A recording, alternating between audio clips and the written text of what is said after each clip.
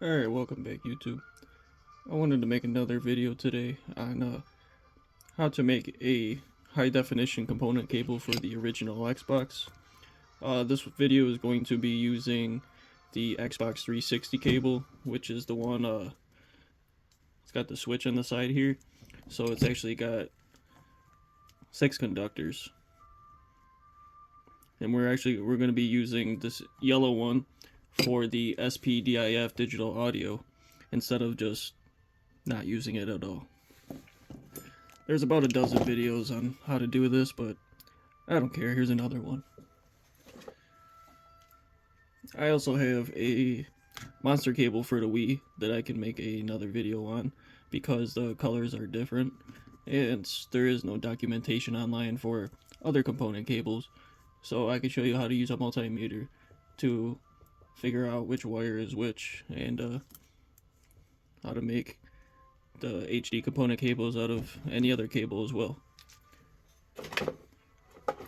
I typically try to use the 360 cables because they are the higher quality because they have a thicker gauge wire. And there's a lot of 360s that were made, so there's a lot of wires around, and it's not going to hurt anyone if we sacrifice a few. But on the other hand, with the original Xbox, if you're trying to find a original component cable, good luck, because you're going to be paying anywhere from $60 to, I've seen them as high as $120 for a monster component cable. So this is the best bet. Either buy one on eBay like me or somebody else that is pre-made, or you're probably here because you're making one yourself. Anyways, let's get to making it. So these ends here, I buy these from Console 5, so I don't have to sacrifice any original Xbox cables.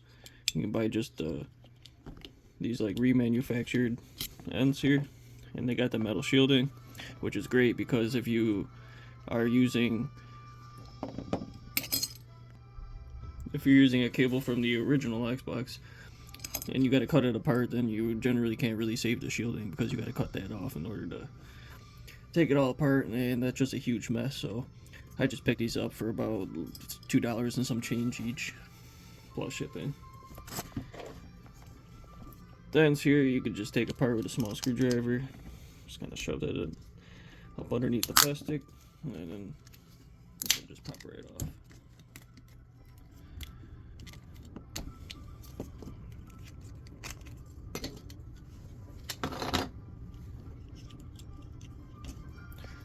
I am not saving any of this. I really don't care how I get it apart. And I did notice that there are slightly different revisions of these cables. Some have the ferrite bead, some do not. This one has extra shielding all around here. And then some have different looking digital audio boards. But all we need on the inside is just the wires, and the wires are all the same.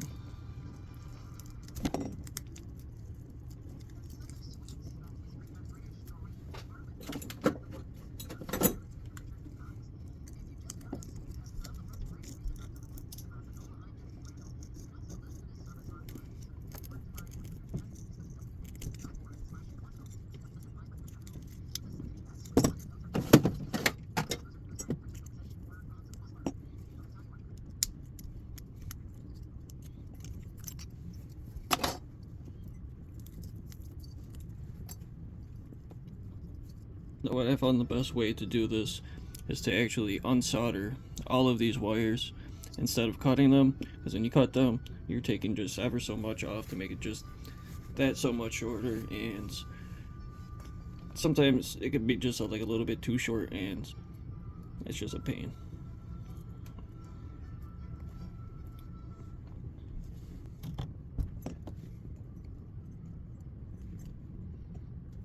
This yellow glue they used though was pretty nasty, so don't breathe it in.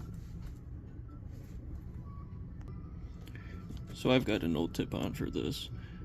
Before I change my tip, I'm gonna do this.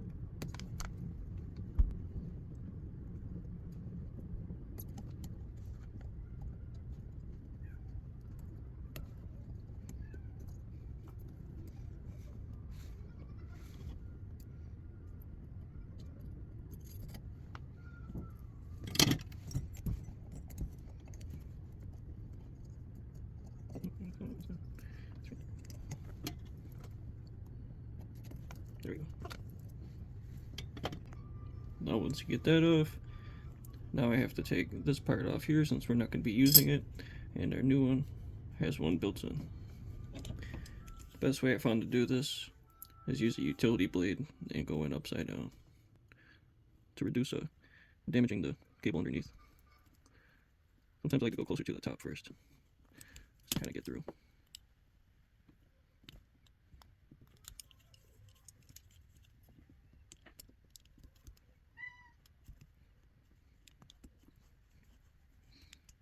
Just be extra careful when you're doing this.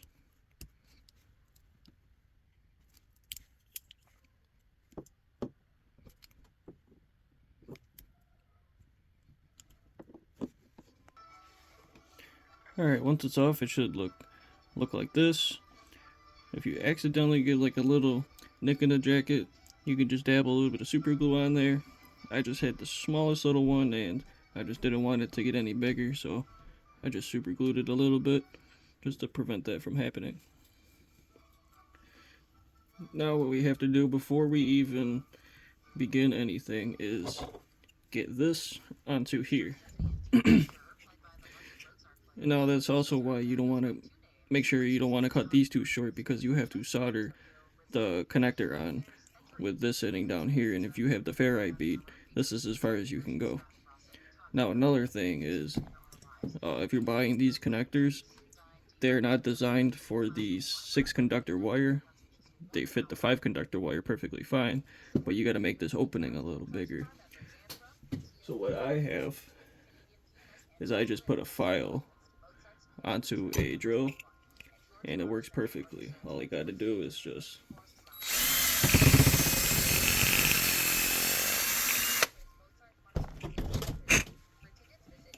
and then now it's the perfect size to fit over the jacket.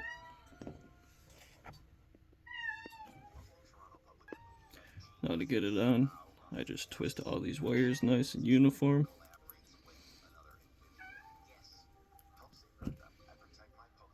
And I kind of slip them all through and kind of twisting the connector at the same time.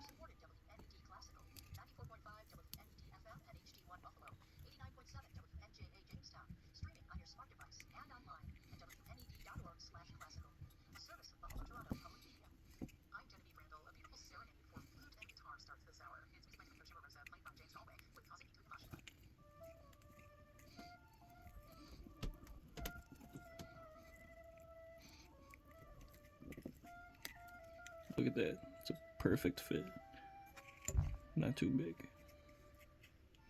And it slides nicely all the way to the end, and I know I have plenty of wire to still work with here.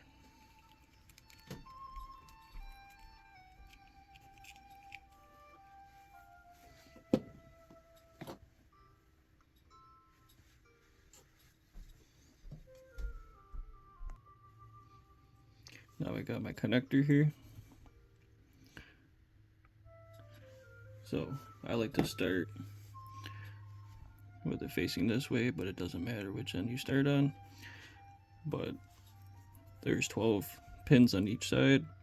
This is pin 1 here, pin 12, and then you come down here, it's pin 13, all the way to pin 24.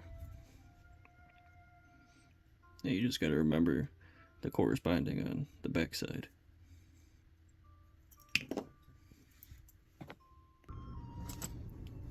Alright, now with it looking at me, 1 is over here, 12 is over here. The ones I'm going to be focused on are 1 and 2, which is going to be your left audio, 3, which is going to be your digital audio, 6 and 7, which you're going to jump to the same pins on the opposite side, and that's going to tell the Xbox to output for the component video. And then the last 4, so these 2 are going to be your blue or cyan color, and then these are going to be your green colors on the end here. And then also right here you have an extra ground that you can use for grounding the digital audio too. Ground is ground, doesn't matter. You can mix up your grounds, you can have a common ground. Ground is ground, it does not matter which ground goes to what. If you accidentally put the wrong ground on to the corresponding one, it doesn't matter as long as it is grounded. So I'm gonna flux it up.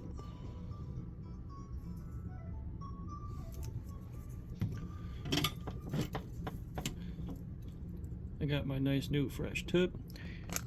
My personal preference for soldering tips for most applications is using the hook tip, because you get some nice leverage while pushing down. You get a nice fine point, or you get a broader contact area a little bit further back. And it's curved, so it's nice for getting in areas where it's kind of out of the way.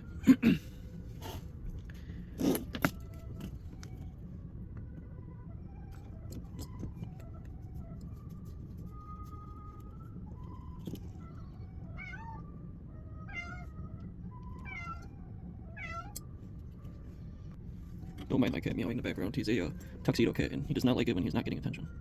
Requires 24/7 attention. That's 1, 2, and 3. Skip 4 and 5, 6 and 7.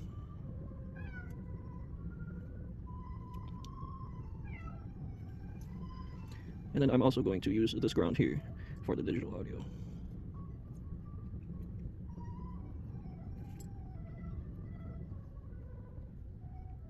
What I also found works best for doing these is having your temperature high and just working quicker. I set my iron for this at 350 Celsius.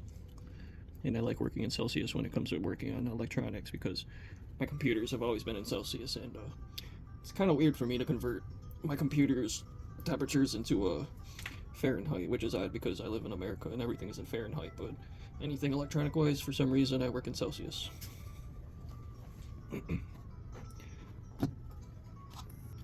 Alright, now we're on the back side here, and on the back side, it's going to start with 13 over here and 24 over here.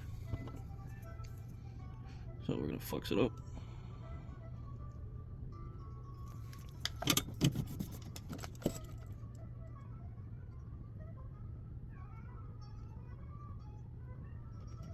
I got a big glob there.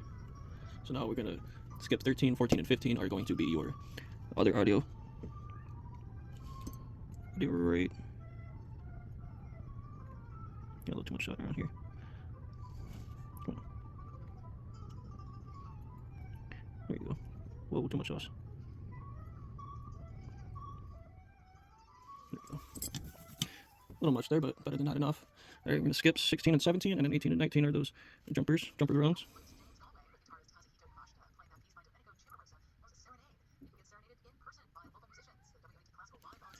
And then skip 1, and then 21 and 22 are going to be your red or magenta or whatever color ground you want to call it.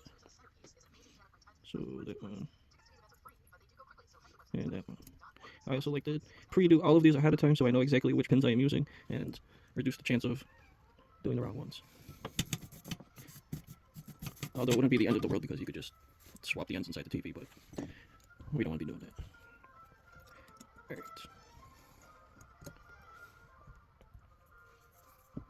Yeah, this process is very time consuming, and every one I sell, I really only make $15 an hour. Sometimes 20 if I can get a really good deal on the cables. A few cables I got for like $5 with shipping, but that's far and few. So what I'm going to start with is pin 1 and 2, and that's going to be my white and white ground. Now these color codes only apply to the Xbox 360 component cables. Any other cable, the colors may vary. I find that the Nintendo Wii cables, they're just random. There is no organization in the colors. But as you can see, all these wires have a corresponding ground that is basically attached. So you can see here, white has its corresponding ground here.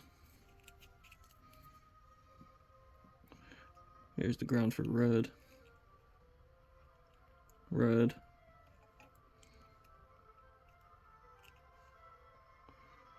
Yellow. The ground for yellow. And so on for all the colors. You can see they're kind of bundled down in here. But like I said earlier, if you mix up grounds, it does not matter as long as it is grounded. There has been an instance where I had a monster cable and it had all of the grounds on a common ground. So I had to end it up. Well, initially I put all those grounds on the one pin just to see if it would work, and yes, it does work. But the picture quality, it's kind of like a little bit grainy.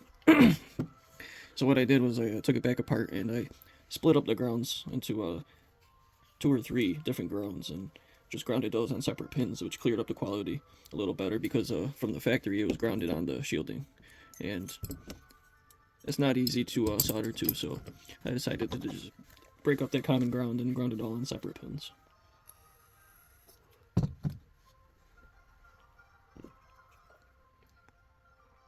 But we're going to start with these wires here for pins 1 and 2, with pin 1 being the white.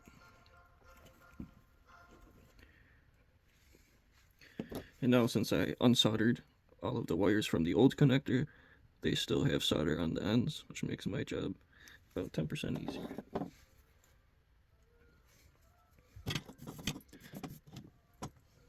Always make sure I got a clean tip and just a little bit of solder.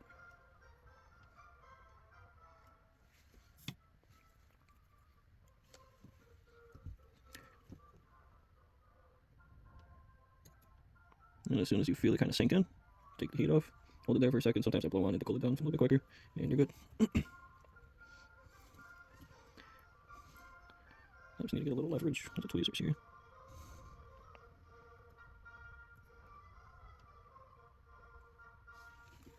Oh, you know what? These are the wrong pins. Just realized it. Starting on the wrong side here. My bad. Ignore that past 65 seconds. One is over here. Make sure you're on the correct side. I know it felt a little weird. It's like, why am I starting on the left side? That's where 13 is supposed to be.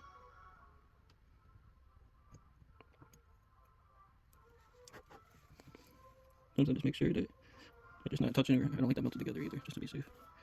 But then we're going to take the yellow.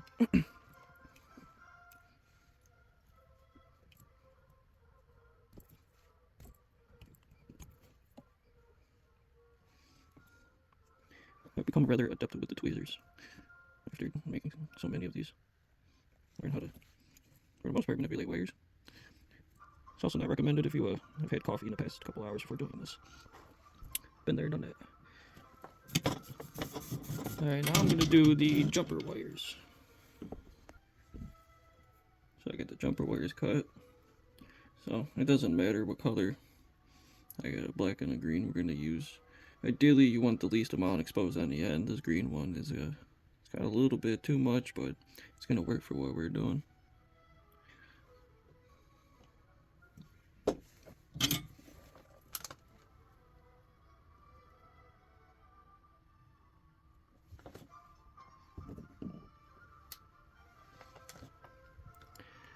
Just going to tin up the ends of these. Don't need much, just enough. That's all you really need.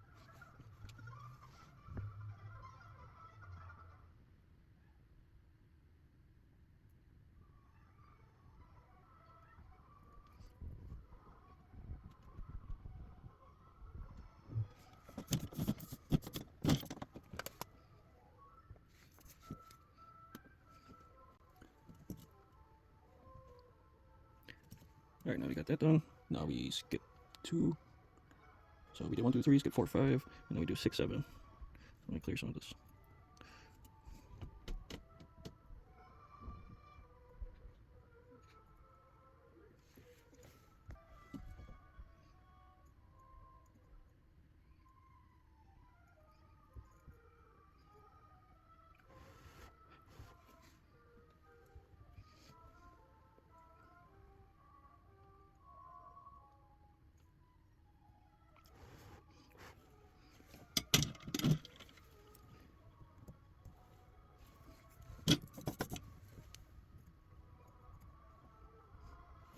Alright, now we got the ground jumpers in. Now we can go ahead with blue and blue ground. Oh, actually, I got ground the yellow over here too. So, grab the yellow ground. Let me get some more slack on this.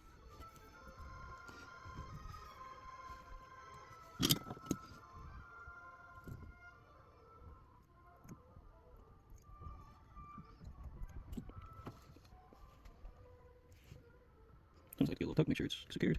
Alright, now we go ahead with the blue.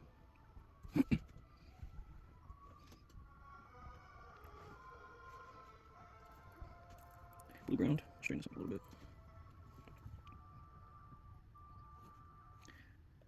And last two is green and green ground. So I pull this out. Green.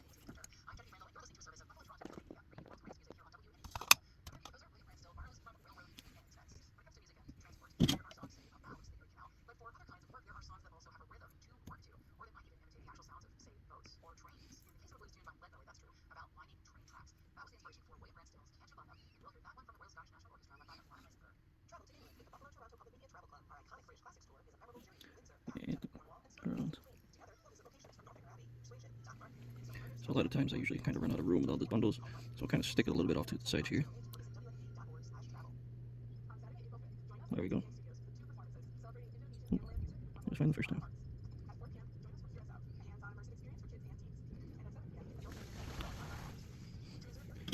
And that's the first side.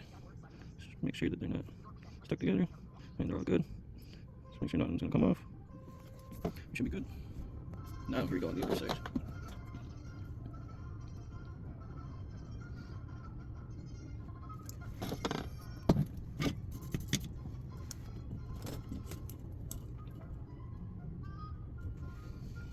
Now 14 and 15 is going to be your audio right and right ground, which is going to be your red wire. So let me feed this back through. I don't want this all twisted all up in there. Pull that through. It looks like I actually accidentally used that ground, which no big deal. I will just take this ground. Ground is ground. Now this is going to be the second in on the left, number 14. Get some of that old glue off.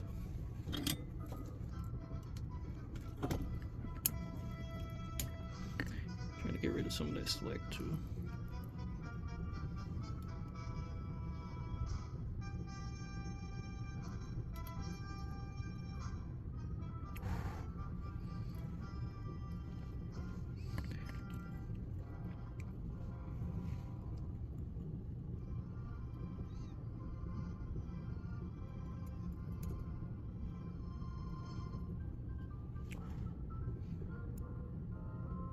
Grounded.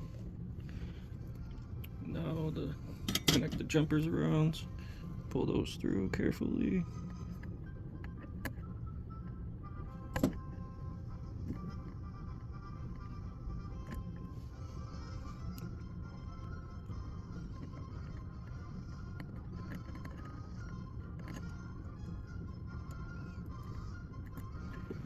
Alright, now those are going to go to 18 and 19, so I'm going to skip 2.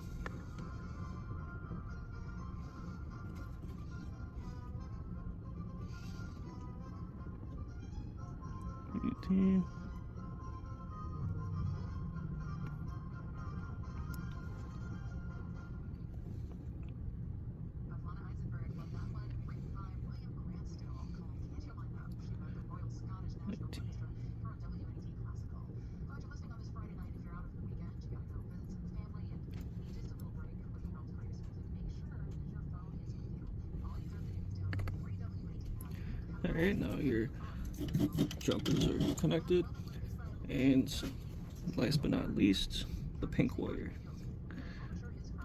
So let's see, let's bring this around here. Pink, and your pink grounds.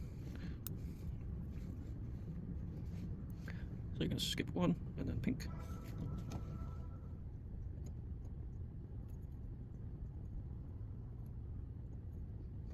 Let me see if I can get some more of that rubber off of there. There's not much making contact here. Oh, that's better. Nice. And the last one is your red video output ground.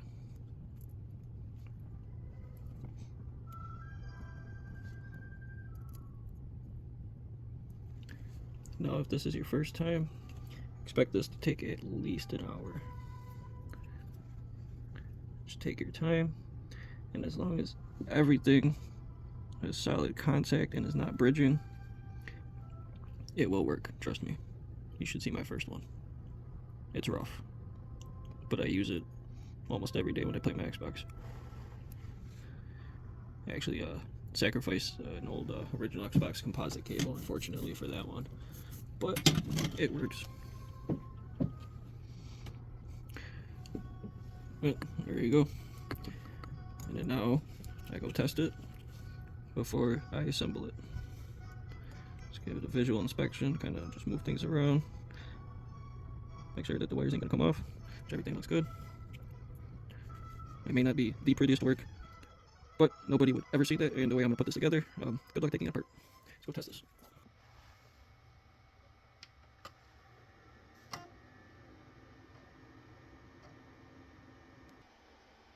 Alright, as you can see, for some reason the red is not working.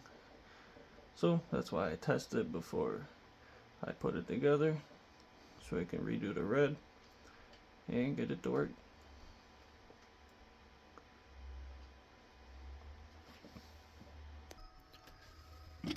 Alright, bring it back. Let's take them to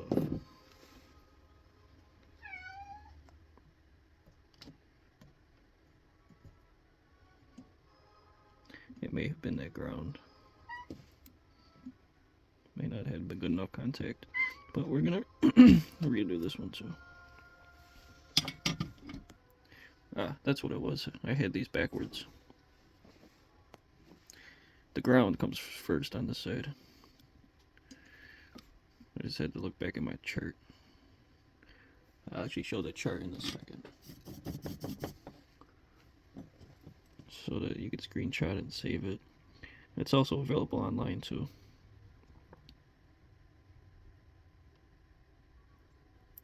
Even after making about almost a dozen of these, I still make mistakes. It happens.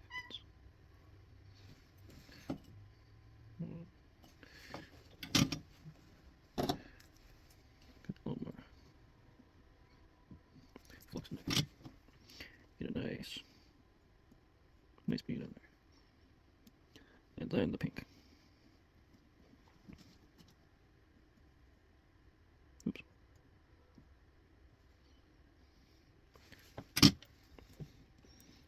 Just want to make sure there's no little strands. I'm gonna touch anything else. Push this down somewhere. Oh, bada bing.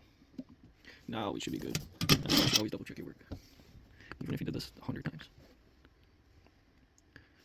Now that should be correct. Here is the chart, and to my knowledge, the right and the left on this chart are reversed.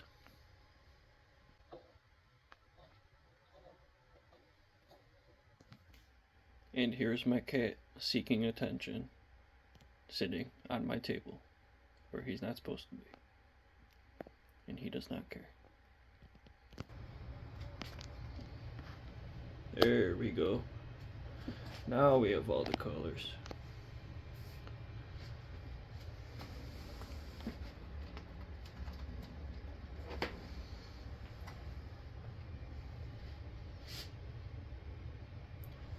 I also upgraded the LEDs in my controller, and it is distractingly bright.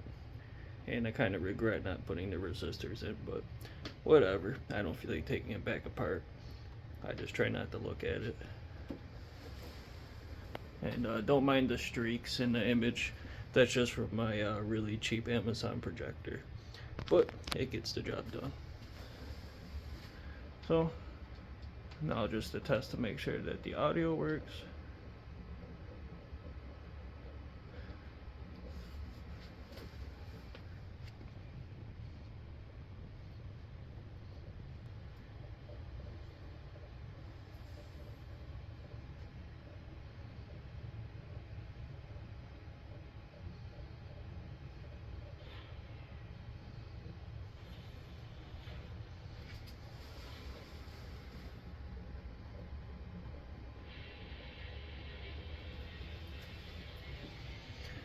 And what I like to do is unplug one,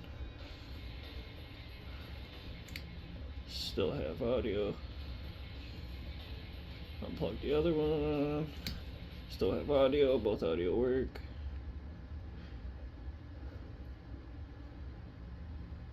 The only one I cannot test is digital audio because I have nothing to test it on. But other than that, that's how I make the cable. And now we're going to go back to assemble the end of the connector. Alright, assembling the end of the connector is quite easy, and I use a lot of hot glue. I do not want any chance of anything happening.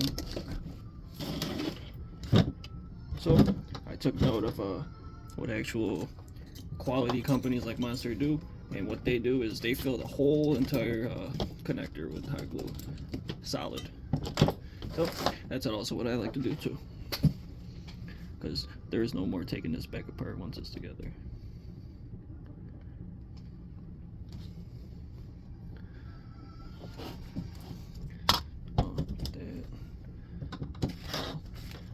While I wait for my hot glue gun to warm up.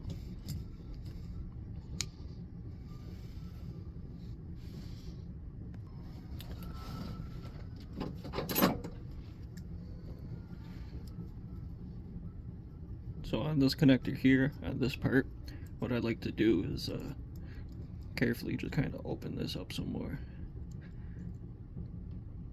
because it's going to fit around a thicker jacket than what it was designed for. So I just carefully open it up, nice and neatly.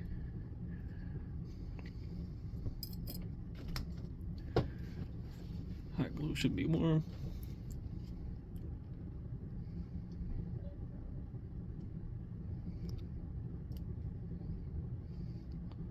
And I just fill it right in there. Shake it a little extra. Better too much than not enough. And now once it cools down a little bit,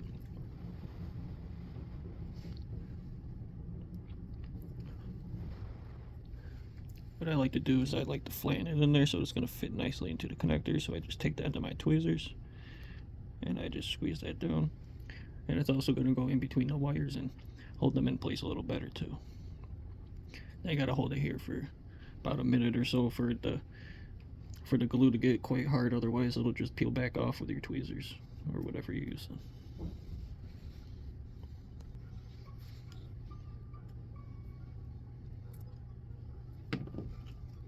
There you go, nice and flat. Do the same on the other side.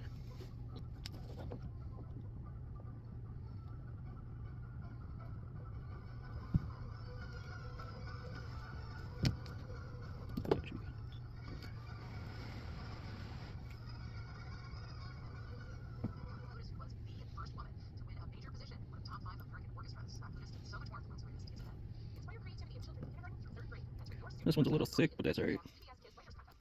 Shouldn't give us too much trouble. So now, I'm going to slide this on.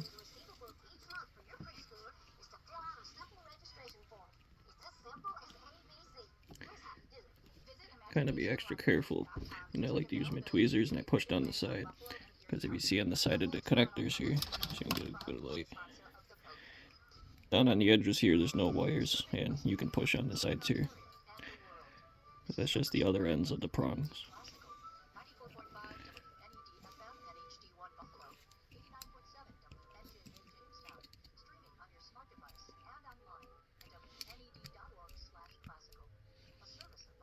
And you just carefully work it all the way in there. I may have used a little bit too much hot glue, but it'll go.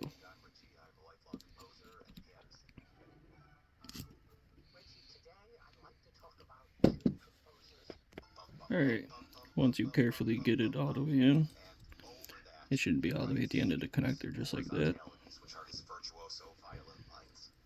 Now we're going to line up our top piece.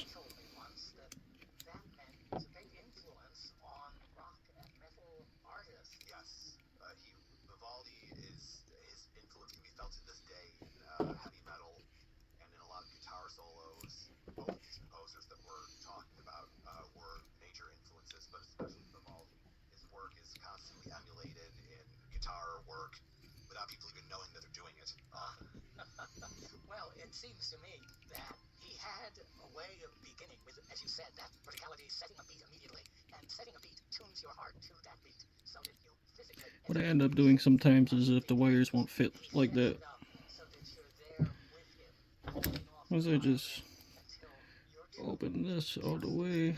answer to what is going on. And what I do is I also open these barn doors in the back here.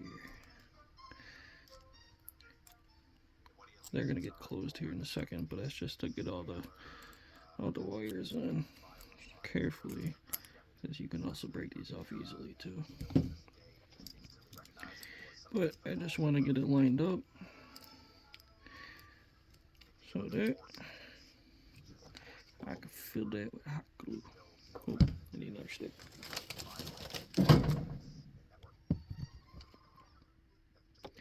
Got my temperature up all the way. It's gonna buy me a little time here. Fill that in. Now once that's full, work quickly, and you want to squeeze that in, squeeze that down, and then on the side here you got these little holes, and you want the tab to line up with the hole so that it can fit inside the plastic connector easily. Now I'm gonna hold that till that's dry.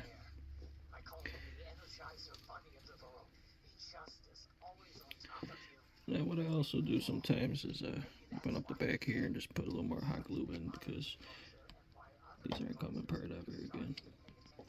A little there, a little there. Close that as much as it'll close.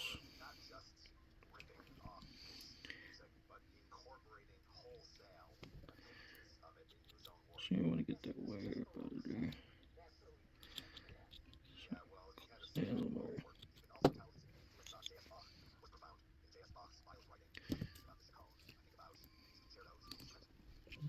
And then you want to take that. Try to get that around there too. Get this squeeze down. I'm just gonna hold that all together. Okay, it's getting into my empty boxes.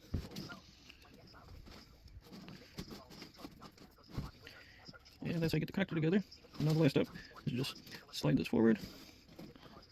Oops. So that's a little bit out of alignment. Let's straighten that out.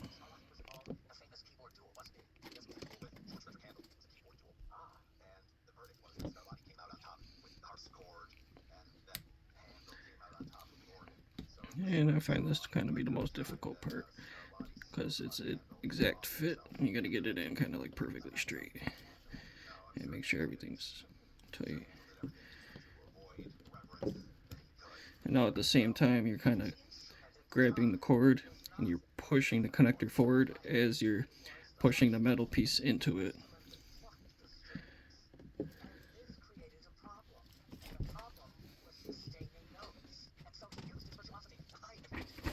Sometimes you gotta stand up, get some extra leverage on here.